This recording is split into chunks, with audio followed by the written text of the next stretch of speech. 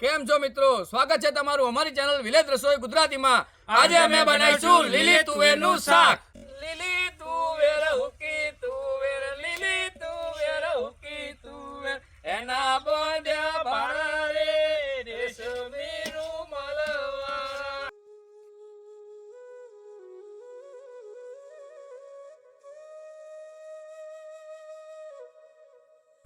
સૌથી પહેલા લીલી તુવેરને ફોલી લઈશું.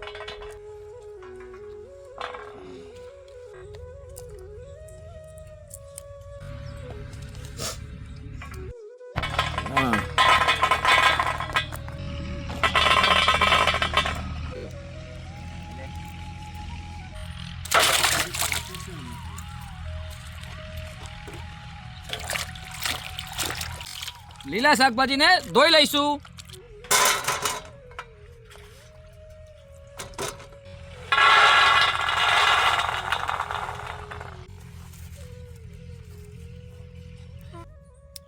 લીલા દાણાને ખાંડી લઈશું.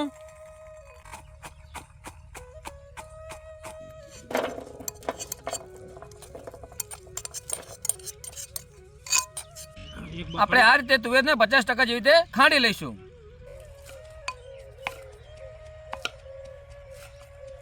ફોલેલું લસણ, લીલા લસણને કટિંગ કરી લઈશું. ડુંગળીનું ઝીણું કટિંગ કરી લઈશું.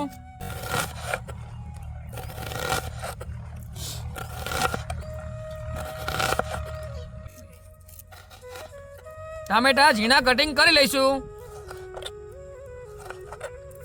લીલી ડુંગળીનું ઝીણું કટિંગ કરી લઈશું.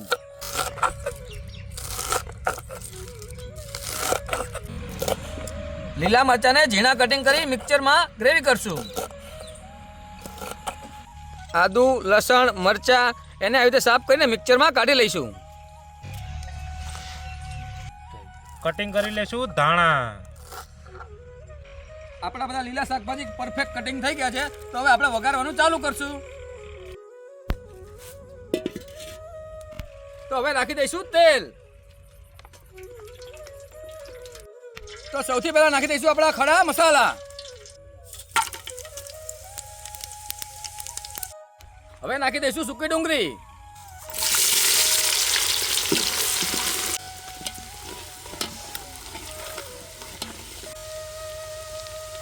આપણી રેસીપી બને ત્યાં સુધી તમે વિડીયોમાં બને રહેજો અને અમારી ચેનલને લાઈક, શેર અને સબસ્ક્રાઇબ કરવાનું ભૂલતા નહીં. તો હવે નાખી દઈશું આપણે આદુ, લસણ, મરચાની પેસ્ટ.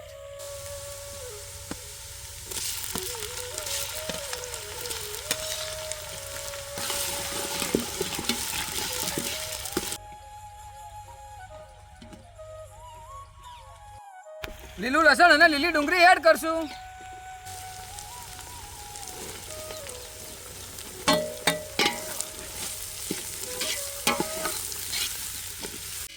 લીલી તુવેર હુકી તુવેર, લીલી તુવેર હુકી તુવેર, એના બોંદ્યા ભાણા રે રેશમી રૂમાલવાળા.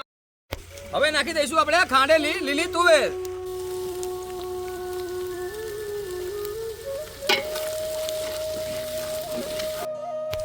હવે આપણે આની અંદર થોડું 1 ગ્લાસ જેવું પાણી એડ કરશું, જેનાથી આપણા મસાલા બળે નહીં અને લીલી તુવેરો બફાઈ જાય.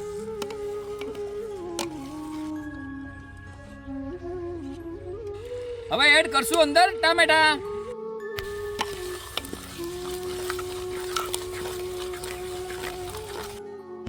આપણી તુવેર શેકાય ત્યાં સુધી આપણે સૂકા મસાલા પલાળી લઈશું. લાલ મરચું,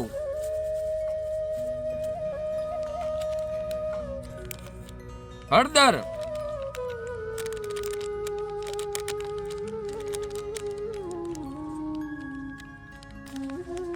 ધાણા જીરું,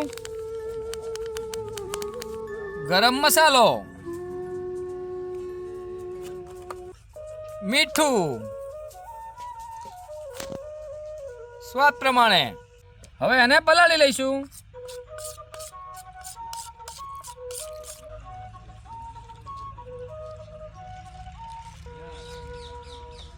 હવે એડ કરશું આપણે આ સૂકા પલાળેલા મસાલા.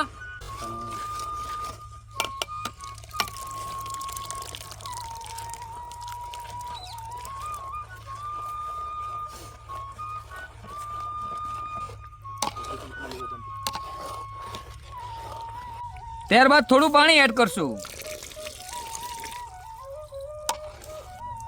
તમે જોઈ શકો છો કે આપણી તુવેર હવે કમ્પ્લીટ થઈ ગઈ છે.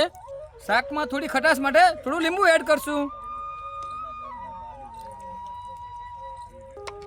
હવે નાખી દઈશું આપણા લીલા ધાણા.